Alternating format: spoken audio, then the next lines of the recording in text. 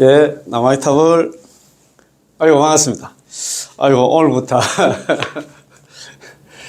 선택받은 연불집, 이거 공부합니다. 법연상이 있잖아. 선택받은 연불집 있잖아. 공부하게 됐는데, 참, 이 책을 갖다가, 서울에 있는 우리 거사님께서 선택받은 연불집을 갖다가 13권을 갖다가 제본을 해가지고 보내주셨더라고요. 그 덕분에 또 다시 선택받은 연불집 공부를 좀 하게 됐습니다. 예전에 한 2번 정도는 했어요. 2번 정도 수요 공부 모임에 우리 선배님들하고 한번 하고, 아미타 정수 연불에서도 한번 하고 이렇게 했는데, 아시다시피,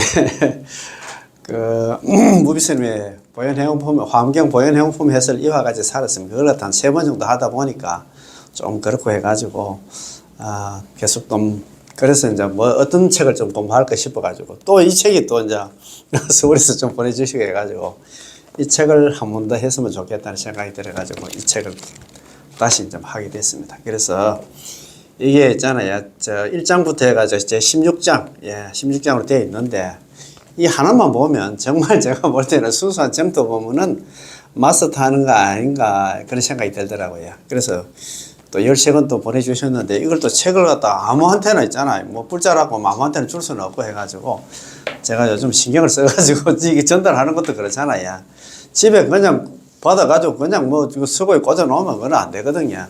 더더욱 여기도 지금 이 스님께서 하시는 말씀이 제일 마지막 부분에 이렇게 나왔습니다. 보살님 저 164페이지가 보면 이렇게 나왔습니다. 자, 단지 이것은 안나. 이 책은 청해에서 구조겸실을 하는 건 자기 제자가 이제 좀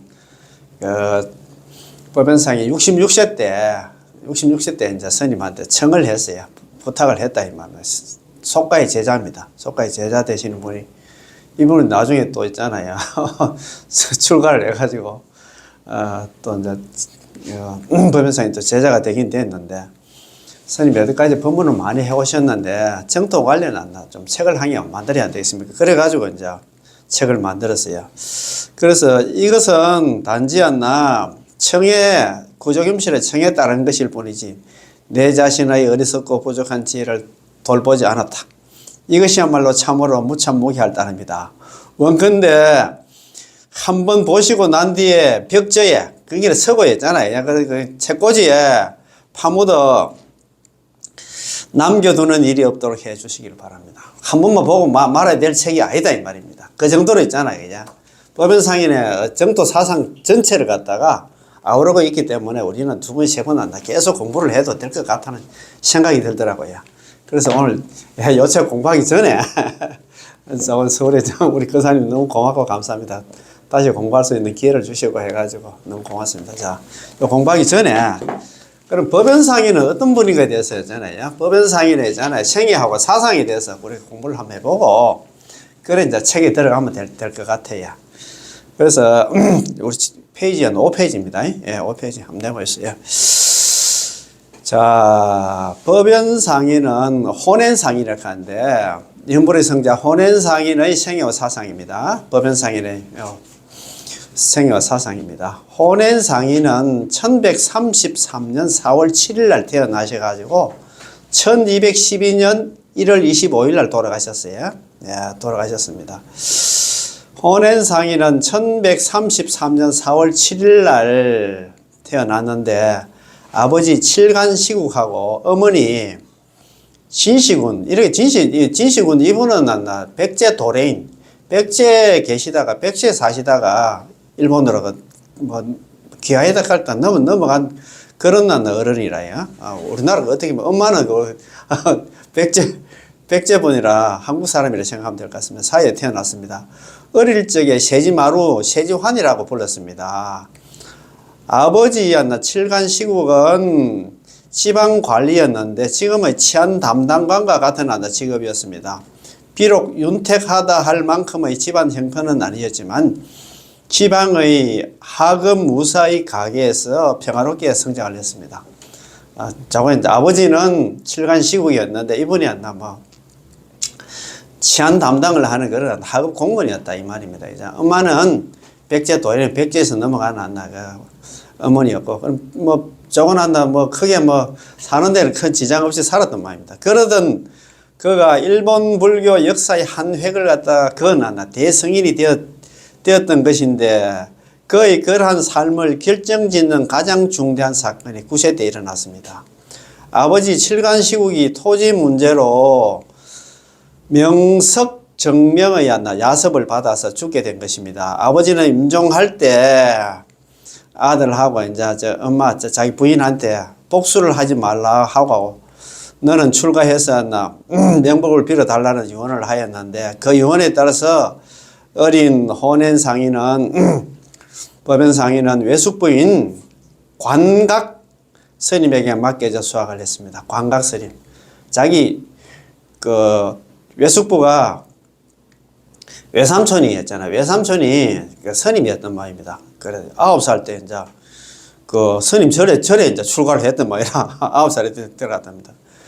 관각 스님은 법연 상인의 타고난 재능을 발견하고 당시로는 불교 수학의 최고 명소였던 비해산 연역사로 보냈어. 비해산 연역사. 재작년에 저희들이 갔다 왔습니다. 재작년 2024년 왔나 9월 23일부터 9월 27일까지 4박 5일 이래가지고 우리가 일본에 있잖아요. 법연상이 발자취를 찾아서 이래가지고 둘째 날 비해산 연역사에 올라갔어요. 그때 그 당시만 해도 비해산 연역사가 우리 한국으로 하면 여기 뭐 해인사처럼 있잖아요. 상당히 그래 비해산 연역사 스님 가면 그래도 좀 알아줬단 말입니다. 본에 공부를 하게 되었는데 13살 때 이제 공부하러 올라갔단 말입니다. 자, 9살 때 자기 외삼촌 절에 갔다가 절에서 이제 한 4년 정도 있다가 13살 때 이제 비해산 연역사로 올라갔습니다. 비해산 연역사의 그 절 중에서 금성원이라고 아주 조그만 절이 있더라고요. 뭐 좀 뭐라 합니까? 암자가 하나 있는데 거기서 자기가 2년 동안 이제 거기서 이제 뭐 공부도 하고 그 심부름도 하고 그렇게 했던 모양입니다. 비해산 연역사 금성원에 13살 때 올라갔습니다. 그러니까 2년 정도 있다가 15살 때 1147년 11월 8일 날 그 연역사 계단에서 계단원이 있어요. 계단원. 그 개를 주는 있잖아요. 그죠? 그런 원이 있는데, 집이 있는데, 거기서 이제 좌주 교견 계사로부터 개를 받고 연역사 소속의 관성이 됐습니다. 관성은 뭐냐면 그 밑에 바로 대답이 나옵니다. 당시의 성녀들은 크게 관성과 둔세성으로 두 부류로 나누어 볼 수가 있습니다. 관성은 일본의 국가 불교 이래로 국가와 천황가를 갖다가 위한다. 가지기도, 이 가피기도 있잖아요. 국가와 천황을 위해서, 천황 집안의 건강과 뭐 무병 장수를 위해서 가피기도 같은 거 올리고 일어난다. 그런 게 스님이었던 말입니다. 이 관성이.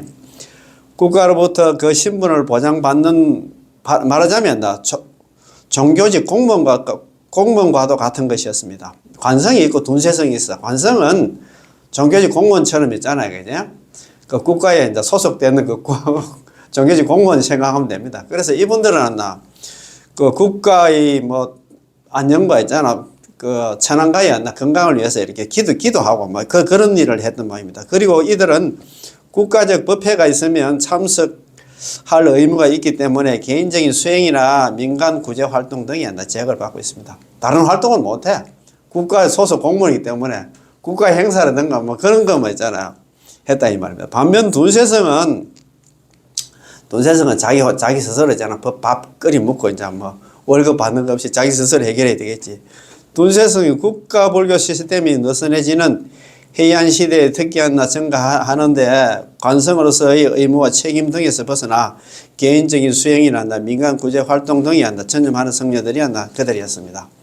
그러니까 그 일본에는 스님 종류가 관성이 있고 둔세성이 있는데 관성은 국가에 소속돼 가지고 월급도 받고 있잖아 하는데 막 국가의 안녕이라든가 있잖아 그 천황가의 건강 이런 것도 비는 그런 일을 했다 이 말입니다. 자, 다음 페이지입니다. 예. 법연상에는 이와 같이 연역사 소속의 관성의 신분으로 출가를 했습니다. 이제 개를 받을 때 그때 이제 15살 때 그때부터 월급 받는 공무직 그 스님이었다 이 말입니다. 그러나 세속화가 극에 다다른 당시 불교계의 모습에 염증을 느낀 것일까? 얼마 되지 않아서 15살 때 계를 받고 16살 때까지 한 3년간 거기서 있잖아 공부를 했단 말입니다. 얼마 되지 않아서 비해산 안의 둔세성들의 중심, 수행 중심지였던 구르다니 흑곡입니다. 흑곡 청룡사로 내려갑니다. 금을 흑자에다가 골곡자. 하루 종일 햇빛 하나 안 들어오는 그런 절이었어요. 이야, 참, 그거 이제 연역사서 한참 내려가더라고요. 차 타고 한참 내려갔는데, 야, 그거 가니까 막, 그건 한참 내려갔어요. 진짜 참 눈물 나는 그런 곳입니다. 그거 내려가면 막, 진짜 하루 종일은 햇빛도 안 들어오는 그런 절이었어요. 그거 이제 내려갔습니다. 거의 나이 18세 되던 해 9월 달이었습니다. 구르다니에서 흑곡에서 법연상에는 예공 스님의 지도를 받으면서 대장경의 학습과 수행, 연부를 갖다가 전념하는데 이때 법연이라는 방호와 그리고 호와 법호와 원공이라는 휘 법명입니다. 혼에는 법연은 법호고 그 다음에 있잖아요. 원공은 법명이라고 생각하면 됩니다. 우리가 뭐 무일 우학 스님 갈 때 무일은 법호고 우학은 법명 그처럼 있잖아. 법연 원공이라고 이렇게 불렀습니다. 법연은 법호고 원공은 법명이다 생각하면 될 것 같습니다. 1156년 24세에 법연상인은 구르다니에서 흑곡에서 약 6년간의 18세부터 24세까지 6년간 수행을 마치고 교토와 나라의 대사원을 갖다 전전하며 여러 고성들을 만나 수학을 합니다. 구르다니의 수행을 갖다 점검하고 보다 높은 단계로 정진을 기약했던 것입니다. 그때 자기 나름대로 이제 공부하고 나서 이제 뭐랄까노 선지식 찾아러 갔다 이 말입니다. 당시 호넨이 찾아난 고성들은 법상종의 석각 장준스님, 삼론종의 석각 관화스님, 함정의 명성한 경화스님 등이었습니다. 그러나 호넨이 가진 구도에 대한 갈증은 쉽게 해결되지 않았습니다.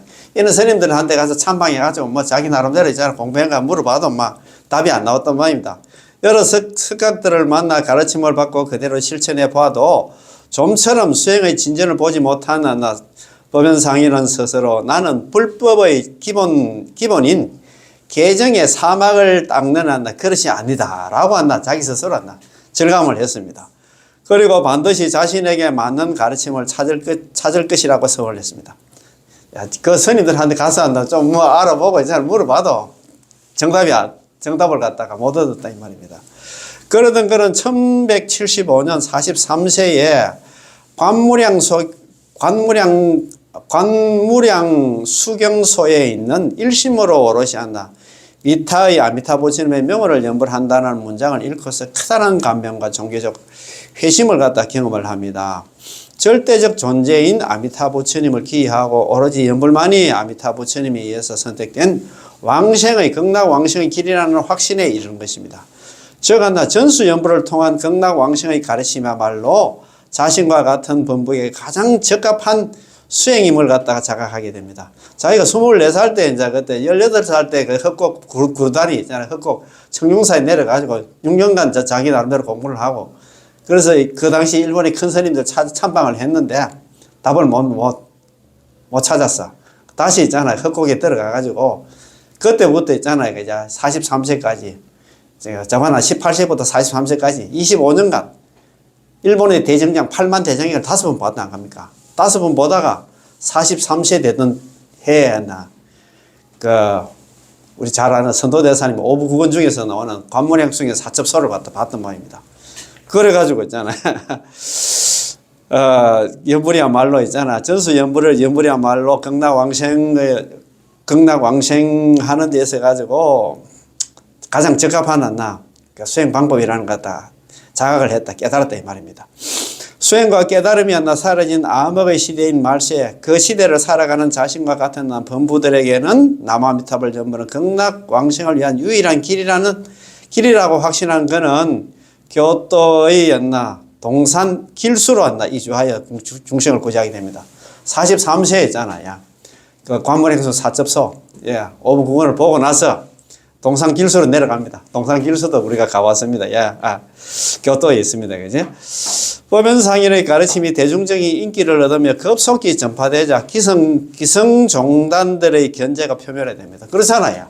자기, 이제 그게 연불이 막 이렇게 대중화되고 하다 보니까 자기 신도들이 전부 연불하러 가고 하니까 막 기성종단에서 뭐 반발이 일어날 수밖에 없지야. 맞습니다. 그지? 특히 천태종이라든가 화엄종이라든가 법상종 등의 기성종단의 입장에서는 오직 남아비탑을 연불만을 갖다 주장하는 전수연불의 가르침을 받아들이기가 힘든 것이었습니다. 자기들 그거하고는 안 맞잖아요. 그러던 중에 천태종 좌주한 현진 스님입니다. 현진 스님의 발기로 1186년 보변상인 연시에 있잖아. 54세 때 가을 났나 교토의 성림원에서 성림원에도 갔습니다. 성림원에 이제 대원다미를 한 곳이 성림원인데 성림원에서 이른바 오하라 단기 이게 대원담입니다. 대원담이라는 일종의 토론회가 열립니다. 현진 스님께서 있잖아요. 각 종파에 그 보수들뿐만 아니라 막 종파의 대표들 전부 다 그 대원 성림문으로 다 모이라 했던 모임이라. 그래가지고 그때 뭐 5대 종파인가 종파들에 막 스님들하고 해가지고 그냥 300명, 한 500명이 모였다 하는 것 같더라고요. 그래 각 종파별로 나와가지고 이제 막 자기 종파의 우수성을 갖다 이야기를 했는 모이라. 우리 종파는 막 이래가지고 좋다. 그래서 우리 이걸 믿어야 된다는 식으로 막 토론회가 열렸던 겁니다. 각 종파의 석학들이 한 곳에 모여서 혼연상, 법연상인의 가르침을 듣거나 논파하겠다는 의도가 깔려 있습니다. 그 이제 각 종파에 이제 자기 이제 신도들이 뺏기고 하니까 그래서 이제 정토종가 아무것도 아니고 우리 종이야 나 우수하다고 막 그거 좀 어떻게 보면 정토종을 까기 위해 가지고 어떻게 보면 비하하려고 폄훼하려고 일부러 이거 뭐 대원담의를 갖다가 개최하게 됐던 모양입니다. 그래서 이제 천태종, 법상종, 삼론종, 화엄종 등의 당대의 저명한 석학들이 참석한 이 자리에서 법연상인은 각 종파의 교의와 수행법, 덕실 등을 명확히 지적하고 정토종의 가르침이야말로 오늘날 모든 사람들에게 적합한 유일한 가르침이라고 역설을 합니다. 왜 있잖아 이렇게 법연상인이 있잖아요. 법연상인이 일본의 8만 대장경이 이제 대정장을 5번이나 봤어. 5번 보니까 있잖아 각 종파에서 이야기하는 건 다 알지. 그 종파가 지금 이야기하고 있는 건 내용을 다 알아. 그런데 그 종파가 이야기하는 그 내용 자체가 부처님 경전 거기 너가 이야기하는 게 그게 경전이 틀린 게 아니고 지금 말법 시대야. 말법 시대에 있잖아. 우리 중생들한테 맞는 가르침이 뭐냐? 맞는 수행이 뭐냐? 남아미탈 연불이라고 이야기를 했다 이 말입니다. 그래서 이야기를 했잖아요. 그래서 정토의 가르침이야말로 이 말법 시대에 오늘날 모든 사람들에게 가장 적합한 유일한 가르침이라고 역설을 합니다. 그리고 그는 가르침을 선택하는 것이 아니라 우리는 가르침을 선택하는 게 아니라 가르침 그건 맞아. 맞긴 맞는데 근기를 알자는 것입니다. 그 가르침이 틀린 건 아니고 우리 근기를 우리 스스로 우리 자신을 좀 알아라. 그러니까 여기도 보면 선택보는 연불집 제1장이 있잖아요. 성정 이문장이 나와요. 이거는 도작 스님한 안락집 상권에 나오는 말씀입니다. 그거 보면 그 도작 스님이 스스로 묻고 스스로 대답을 한다. 물음이 이렇습니다. 일체중생 개유불성이라는 거나 부처님 만나 그 일체중생 개유불성 실유불성이 이게 한다. 그 열반경이 나온다 하는 것 같더라고요. 열반경이 말씀에 그런 말씀이 나오는데 그래서 그런 희망을 가지고 나름대로 있잖아. 뭐 머리도 깎고 아니면 제가자들도 열심히 수행을 하고 하는데 그 수십억 급 동안 그렇게 수행을 해가 왔으면 다들 있잖아. 뭐 부처가 돼가지고 일체 중생들은 다 부처님 성품이 있다 하면 전부 다 그만큼 노력을 했으면 전부 다 부처가 돼가지고 두 분 다시는 육도 윤회를 안 하고 생사 윤회를 안 할 건데 스님 왜 그러십니까? 물었어요. 물으니까 자기 스스로 묻고 잠은 자다고 하는 거지. 그래서 오작대사가 자기 스스로 대답을 해. 서가모니 부처님께서 돌아가신 지가 오래됐고 첫 번째 돌아가신 지가 오래됐고 두 번째는 뭐냐 하면 있잖아. 부처님의 경전, 교리가 너무너무 심오하기 때문에 그것을 우리가 있잖아 체득하기가 우리 근기로서는 그 체득하기 힘들다 이 말이야. 교리가 틀린 게 아니고, 항상 제가 말씀드리지만, 대한불교 조경 소위경전이잖아요. 건강경. 10명한테 줘고 있어. 10명한테 한번 해석 한번 해보라고 하면, 자기 나름대로 알고 있다. 자기 나름대로 이해를 하고 있어. 그래가지고, 우리 잘 아는 있잖아요. 육조 해능스님처럼 해가지고, 옆방에서 읽는 있잖아요. 건강경 소리 듣고, 소리 듣고 책을 봐도 있잖아요. 100만도 해도 우리가 알기 힘든다, 이 말입니다. 그래서 여기서도 얘기를 하잖아요. 가르침을 선택하는 것이 아니라 우리의 경기를 알자는 것이다. 라고 하여 아무리 빼어난 가르침이라, 아무리 있잖아 좋은 경전이라 할지라도 말법 시대에 있는 오늘날을 사는 사람들에게 적합하지 않는다면 그 존재의 의미를 상실한 것임을 갖다 지적하는 것입니다. 경전 틀린 게 아니고 지금 말법 시대 우리 중생들 경계가 맞다 이 말입니다. 그렇잖아요. 아무리 좋은 기라도 있잖아요. 우리가 그걸 갖다가 이해를 못하면 말짱 꽝이지. 그 말 아닙니까?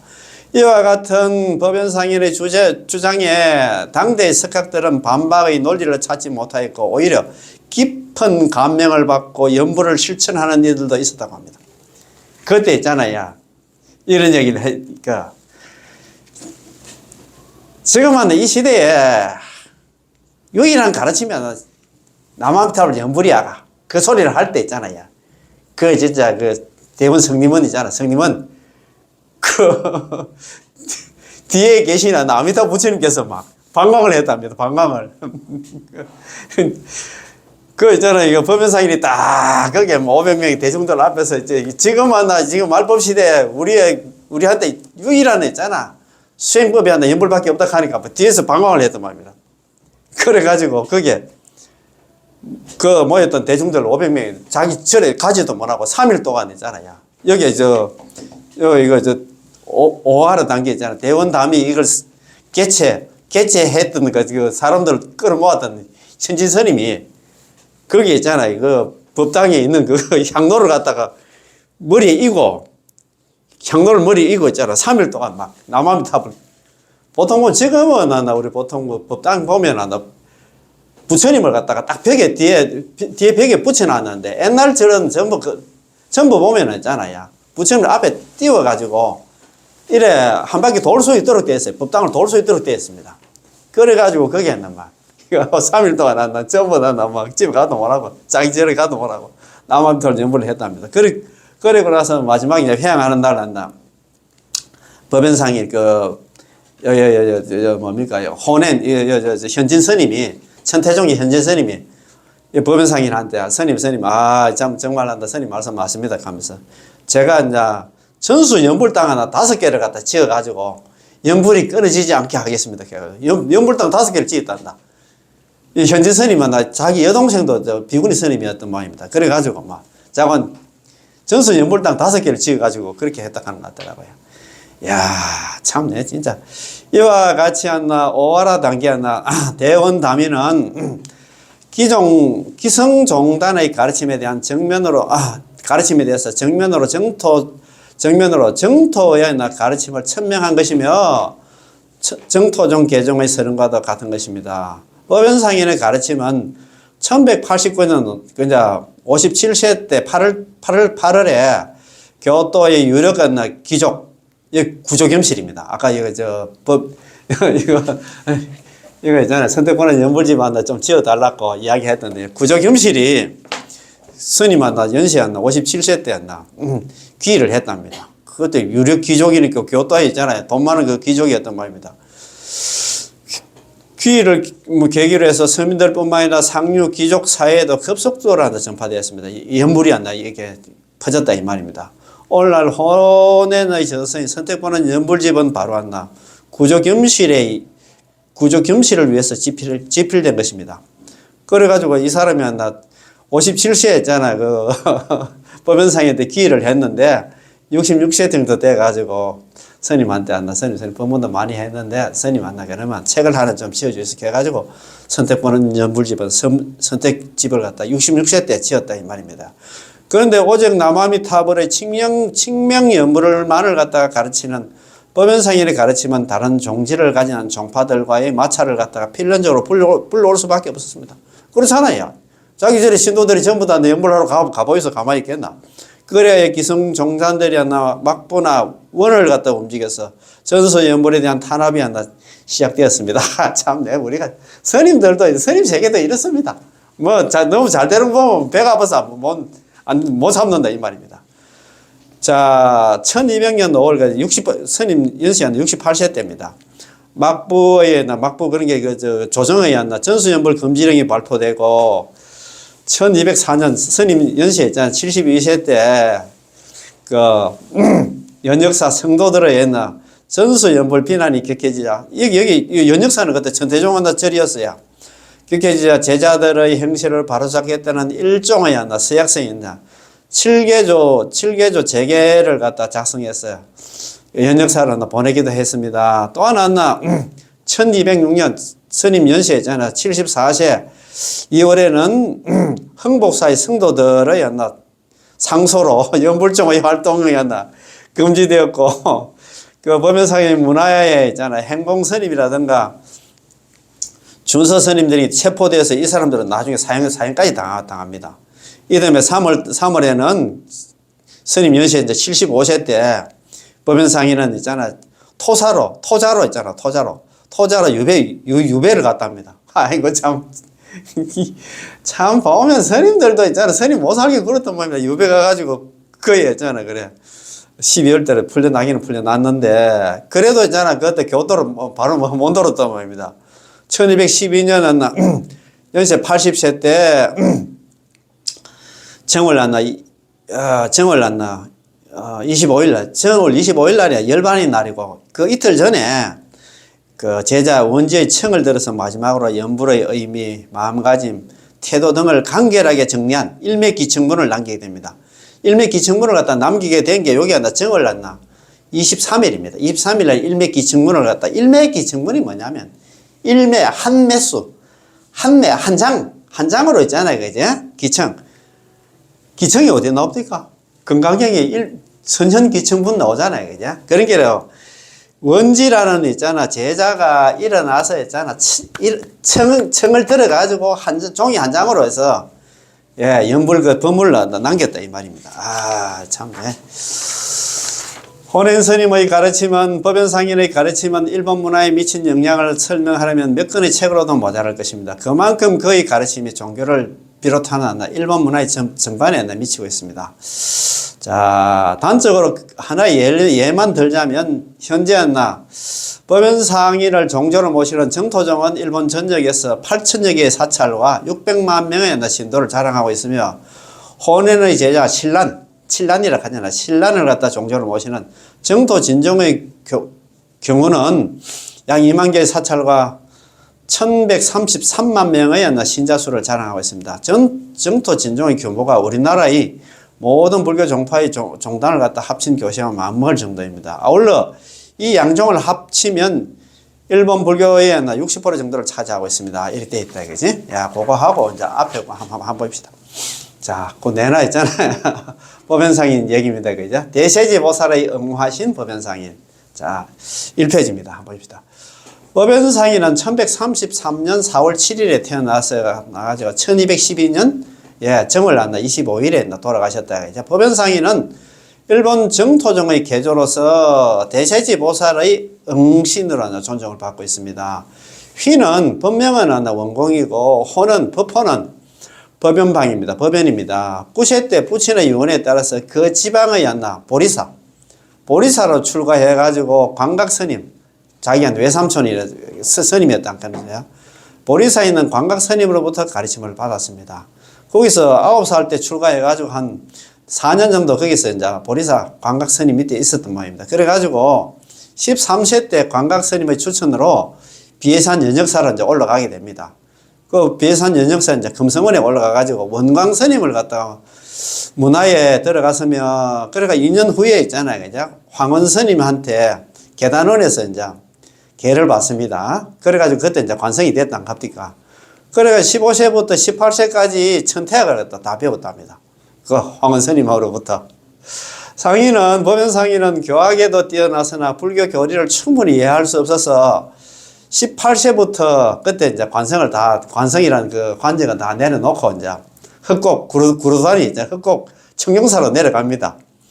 그래서 예공스님한테 배웠습니다. 예공스님은 일성 원계를 지니는 화상이자 삼밀의 가르침을 전수받았는 대아사리로서 상인에게 법연이라는 법포와 원공이라는 법명을 지어 주었습니다.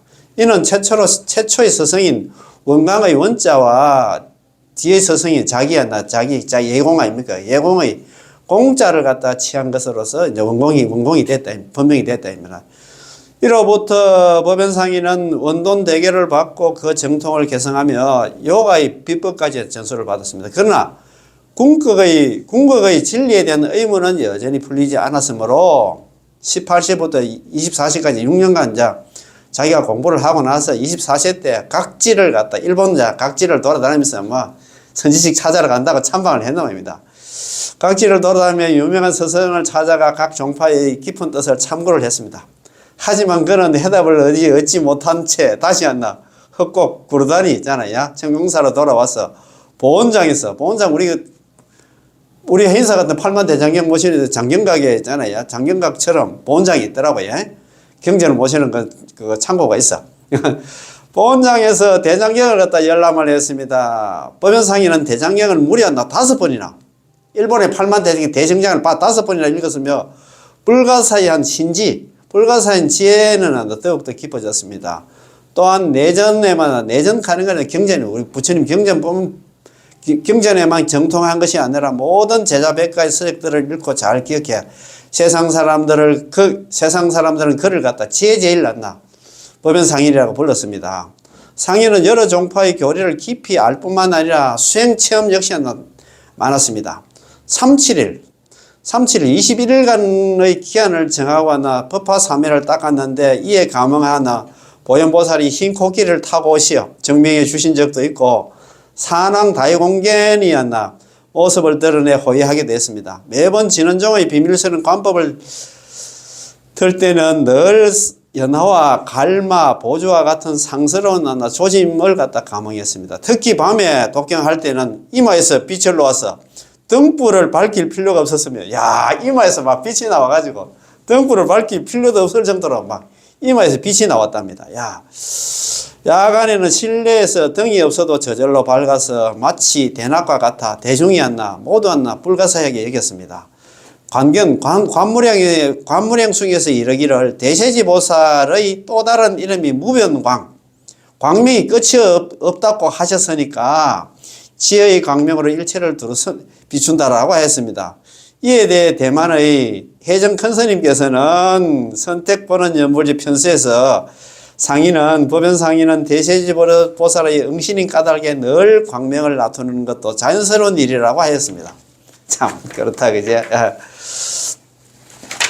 그러나 진리에 대한 상인의 마음은 여전히 부족하다고 여겼는데 43세 때 드디어 중국 선도대사님께서 지으신 관무량수경소를 갖다가 광경소 관무량수 사첩소를 읽다가 아미타부처님의 거룩한 본원 18년 연불왕생을 깨닫고 오랜 의문의 구름이 그치다 환하게 해결됐습니다. 그 대정경 속에 8만 대정 속에 관무량수 사첩소가 있었던 말입니다. 이것이 전수 연불종이 개종된 역사적인 순간이었습니다. 이때 법연상인은 무거운 죄와 어지러운 생각을 갖고 있는 범부가 아미타부처님의 본원력을 갖다 강한 인연으로 삼아서 결정부 극락의 보토에 왕생할 수 있다고 하면서 크게 기뻐함이 마치 어두운 밤에 밝은 등불을 만난 것 같았습니다. 이에 어느 날 밤 꿈에 선도대사님께서 나타나서 말씀하시기를 나는 당나라 선도대사이니라. 그대가 전수연불을 크게 유통하는 까닭에 증명하러 왔노라. 이와 홍법이 막히지 않아 널리 사방의 멀리 떨어진 곳까지 미칠 것이니라. 무슨 굴이 있던데, 거기서 나와미들 연불을 하다가 잠이 살포 들었던 모양입니다. 그래가지고 거기서 선도대사님을 만났던 말입니다. 돌판에 선도대사님하고 있잖아요. 법연상인하고 둘이서 만나는 그 장면이 있더라고요. 돌로 색이 났더라고. 야, 참네. 갔다 오니까 이런 얘기 들어보니까 거기 생각이 납니다. 그죠? 선도대사님은 아미타부 부처님의 화신으로 부처님의 뜻에 부합한 까닭에 증명해 주려 오신 것이었습니다. 드디어 법연상인은 43세 때 낙동길수, 아까 낙동길수 나오잖아요. 낙동길수에 암자를 짓고, 길수 초암입니다. 암자를 짓고 사람들에게 남아미타불 연부를 권하니 비로소 정토종이 일본의 모습을 드러내게 된 것입니다. 종래 일본 불교는 자력수행에 의한 깨달음을 구한 것에 반해서 그는 번뇌를 끊지 못한 범부를 위해서 아미타부처의 구제가 있음을 확신시키면서 오로지 칭명 입으로 남아미타불 연부를 할 것을 설하였습니다. 그러자 멀고 가까운 사보 대중들이 감복하여 기이하면이 마치 모든 하천이 다 큰 바다로 들어가는 것 같았습니다. 심지어 다카쿠라 고창 천안까지 상인의 도가 높다는 소문을 듣고서 특별히 국내로 초청해 가지고 정토종의 요지를 갖다 강의하게 하시니 왕비와 궁녀 고위 백관의 근속에 이르기까지 모두 그 가르침을 받들기에 이르렀습니다. 막 소문이 나누니까 있잖아요. 천황이 왕궁이 와서 좀 국내에 좀 들어와가지고 좀 정토종 요지만 좀 강의 좀 해달라고 했던 말입니다. 한때 영산사 그 절에서 27일간 불칠법회를 갖다 거행한 적이 있었는데 5일째 되던 한밤중에 한두 사람이 대세지 보살이 대중을 따라서 경영연부를 하는 것을 보고서 앞으로 나아가서 절을 하며 한참 동안 우러러보니 보살의 모습이 바로 법연상인의 모습으로 변했습니다. 근데 저거는 경영연부를 걸어가면서 하는 이제 연부를 갖다 했던 말입니다. 그런데 보니까 대세지 보살이 나타나가지고 대세지 보살한테 아이고 대세지 보살인 절을 떡 했는데 대세지 보살은 사라져버리고 법연상인의 모습으로 변했단 겁니까? 이때서야 법연상인이 대세지 보살의 응화신임을 알게 되었습니다. 7일째 밤이 되어서 도량의 등불이 다 꺼졌으나 실내는 여전히 환하게 밝았으니 대중들이 기뻐하고 불가사임을 느끼며 더욱더 정진했습니다. 또한 제자 성법이 상인의 상을 그린 적이 있었는데 상인에게 직접 초상화의 제찬을 갖다 청하니 상인은 생각도 않고 즉시 세지원통장, 세지원통장이 있잖아. 우리 순응경에 나오잖아. 그냥 나는 본래 인지에서 연불하는 마음으로 무생법인을 정덕하였고 지금 이 세계에서 연불인을 거두어서 정토로 돌아가게 하니라 라는 글을 갖다 적어서 주셨습니다. 자, 샨슈 찬조의 생복사에 계실 때 법연상인은 손으로 직접 대세지 보살상을 갖다 조각하여 복장에 들어가는 개송 한 편을 지었습니다. 개송에는 법연의 본지시는 대세지 보살이고 중생을 갖다가 제도하기 위한 까닭에 이 도량에 일본에 몸을 놔두어서 안치한다라는 문구를 갖다 적었습니다. 문구가 있었습니다. 54세 때 상인은 천태종의 현진 스님의 초청으로 대원 성림원에서 전수연불의 가르침을 설했는데 그 결과 많은 사람들이 기여하였으며 그 명성이 더욱 널리 퍼졌습니다. 66세 때 법연상인은 전수연불의 교리를 갖다 조직하기 위해서 이 책 선택본은 연불집을 저술했습니다. 66세 때 이제 구조겸실을 갖다 57세 때 이제 그때 일본의 대부호였던 이제 구조겸실이 법연상인은 신도가 됐는데 66세 때 이제 구조겸실이야. 스님이 여태까지 법문도 많이 했는데 책을 하나 만들어야 안 되겠습니까? 그래가지고 이제 책을 만드는 책이 이 선택권은 연불집안 선택집이 되어 말입니다. 한편 전수연불의 성향에 따른 구불교도의 반발이 심했습니다. 1204년 천태종의 성녀들이 그 다음에는 여덟 종파, 일본에 8종파가 있었단 말입니다. 8종파가 종파의 스님들이 조정에 똑같은 상소문을 올려서 1207년 2월 전수연불 정지 명령이 내려지고 법연상인은 75세의 고령에 환속 옷을 다 스님 법복을 벗겨 가지고 토자로 유배가 되었습니다. 상인은 그해 12월에 사면은 되었지만 수도로 교도로 돌아가지 못하고 대판 있잖아요. 그죠? 오사카 성미사에 머물렀습니다. 예. 4년 후에 79세 때 가까스로 수도에 돌아가는 것이 허락되어 기원을 했으나 고령으로 인해서 다음에 정월 25일 날 입적을 했습니다. 상인은 80세가 되던 해 1월 25일 날 정오에 왕생을 했는데 이미 수일 전에 제자들에게 나의 전신은 인도의 성문성이었는데 항상 두타형을 닦았다. 이번에 본국에 일본에 와서 천태종을 배우고 나중에는 정토종을 갖다 정토문을 열어서 오로지 연불법을 갖다 선양하였다고 하셨다. 제자 세관이 성문성 가운데 어떤 분입니까? 묻자 상인은 내가 사리불, 제질 사리불이라네 라고 대답을 했습니다. 또 어떤 제자는 스승님께서 지금은 극락세계에 왕생합니까? 지금 돌아가시면 열반하시면 극락세계로 갑니까? 이런 묻자 보변상인은 나는 본래 극락의 사람이었으니 당연히 극락으로 돌아갈 것이다 라고 대답을 했습니다. 이에 대해서 대만의 해정근스님은 선택보는 연불지 편서에서 이렇게 제설을 했습니다. 사리부는 서가모니 부처님의 10대 제자 중에서 지혜제일이었으며 서가모니 부처님께서 불설 아미타경을 설하실 때 사리부를 36번이라 부르면서 그를 대고중 경전을 설하는 대상으로 삼아서 그렇지?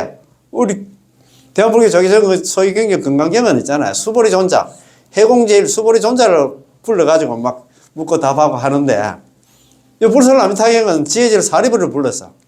왜 사리부를 불렀을까? 극락이 있잖아. 극락이 있다. 이런 거는 지혜, 머리 좋은 사람한테, 야, 그렇지. 우리 같은 사람한테 이야기하면 못 알아듣지. 그래서 대고중 경전을 설하는 대상으로 삼았다. 입니다. 사리불 존자가 대세지보살의 응화신이고 대세지보살 역시는 아미타 부처님의 지혜의 나툼인 까닭에 똑같이 지혜제일이라고 불리고 똑같이 정토 법문을 개성한 것도 너무나 자연스러운 일인 것입니다. 너무 좋다, 그죠? 왕생 3일 전이었나? 예, 1월 정월 22일 상인의 제자들이 모두 실어가고 오직 제자 세관 한 사람만이 남았습니다. 이때 귀부인 한 사람이 수레를 타고 와서 혼자 법연상인과 대면하기를 요청하고는 오랜 시간 이야기를 나누었습니다. 귀부인이 돌아갈 때 세관은 잠옷 하나 좀 이상하다고 생각이 들어서 그 뒤를 갖다 따라 나섰지만 멀리 가지 않아 호련히 사라졌습니다. 제자 세관이 돌아와서 법연상인의 여쭈니 상인은 그녀는 위제의 부인이시다라고 해답을 했습니다. 아이고 참 부처님 당시 위제의 부인 있잖아요. 23일부터 25일까지 고성연부를 하니 인연 있는 성녀와 속인들이 뜰 앞에 가득 모여서 다같이 남아미탑을 연부를 하였습니다. 정월 25일 정오가 되자 상인은 성가리를 입고 성복을 입고 머리는 북쪽으로 얼굴은 서쪽으로 향하고서 광명이 시방세계를 두루비쳐 연불을 하는 중생을 갖다 섭취하여 버리지 않으시네. 광명변조 시방세계 연불중생 섭취불사라는 개성을 읊으시고 기쁜 기색으로 입적하시니 세수 80 성납 66세였습니다. 상인께서 왕생하신 지 16년 후에 제자들은 유체를 모신 도를로 된 감시를 갖다가 열어본 이게 이제 지은원 거기에 보면 있잖아요. 그 법연당이 있더라고. 법연당 그 위에 거기에 이제 이게 뭐라 합니까? 이게 묘소가 있었는데 16년 후에 그 묘소에 있는 그 유체를 갖다가 모신 돌을 갖다 감시를 갖다 열어보았는데 그 무덤을 갖다 해체를 했는데 온몸은 엄숙하고 위험이 있었으면 얼굴에는 기쁨이 가득하고 기이한 짙은 향기가 났습니다. 성녀와 속이나 1000명이었나? 1000여 명이 유고를 호송해서 서쪽 교회로 옮겼어. 그러니까 지원원 있잖아. 법연당 거기서 옮겨가지고 어디로 옮겼냐? 서쪽으로 옮겨서 다비를 할 때 기이한 향기가 풍기고 자줏빛 구름이었나? 소나무 위에 들이었기에 그 소나무 이름이 자운송이 됐어. 그래서 이곳에 건물을 짓고 오랫동안 연부를 하였으니 지금의 광명사입니다. 광명사가 두 군데가 있어요. 여기 이제 다비한 곳이었나 광명사고. 지원원에서 이제 그 광명사까지 가서 거기서 이제 다비를 했는데 거기에 이제 절을 지어가지고 이제 광명사가 됐고 금계 광명사가 있더라고요. 금계 광명사. 여기는 이제 일맥이 청문 아까 말씀드렸는데 종이 한 장으로 있잖아요. 그제? 연불의 요지를 갖다 종이 한 장으로 남겨놨다. 1매기 청분, 2매기 청분도 있는데 그것도 이제 다음 시간에 한번 공부하면 하던가 한번 해보겠습니다. 예. 그 일맥이충문 그거 원본이 그래. 금계강명사에 그게 이제 원본이 소장되어 있더라고요. 아, 제가 직접 봤습니다. 사진 찍어 왔는데. 야, 참, 그, 이제 이런 거 보니까 얼마나 반갑노. 광명사가 두 개 있는데, 금계강명사가 있고, 그냥 광명사가 있는데, 광명사 거기는, 이게 법연상이 있잖아요. 그죠? 다비트도 있더라고요. 다비트도 있고, 광명사 절도 있고 그렇더라고요. 아, 일본은 저런 정말 대단해. 자. 법연상인은 일본 원신 스님의 왕생 요집에 근거해서 정토 사상을 심화시키고 중국 선도대사님은 관물행수 사첩소에 의해서 칙명연불 한 가지만을 갖다 택해서 전수연불을 확립을 했습니다. 그 여기 이제 어떻게 보면 있잖아요. 왕생 요집하고 관물행수 사첩소를 갖다가 근거를 해가지고 전수연불을 확립했다 이 말입니다. 이래하여 법연상인은 정토종을 창종하고 정토 삼부경과 세친보살의 정토론을 갖다 소위경론으로 삼았습니다. 그는 선도대사님으로부터 이어지는 정토종의 계보를 세워서 일본에서 전수연불이 끊이지 않고 현재까지 이르도록 하였습니다. 참, 그러니까 이런 있잖아. 법연상인 때문에 우리가 지금 왔나 이런 공부를 한다 이 말입니다.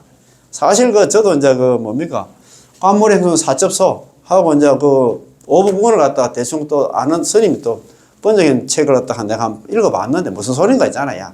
그래서 지금은 조금 처음에 이제 보자마자 순수 정토 오자마자 그걸 보니까 무슨 말인가 했는데 어떻게 보면 법연상님께서 순수 정토 있잖아요. 이제 아까 좀 전에 얘기했던 원신대사 왕생 요집하고 선택권은 연불집 있잖아요. 선택권, 관물의 생수는 사첩소를 갖다가 근거를 해가지고 선택권은 연불집을 갖다가 만드는 것 같더라고요. 그래서 선택권은 연불집은 그거 있잖아요. 원신대사 왕생요집하고 그 다음에 선도대사님 있잖아요. 관물행 사첩서를 갖다가 합본한 책이라 이렇게 생각하면 될 것 같습니다. 그래서 이거 한 것만 공부하면 막 정말 내가 볼 때 될 것 같으니까 다음 시간부터 공부 열심히 한번 해보시죠. 서울에 계신 우리 노고사님 너무 고맙습니다. 책 덕분에 다시 있잖아요. 선택권은 연불집 공부하게 된 이런 인연 지어주시면 너무 고맙고 감사합니다. 오늘 공부 여기서 마치겠습니다. 나만의 탑을 고맙고 감사합니다.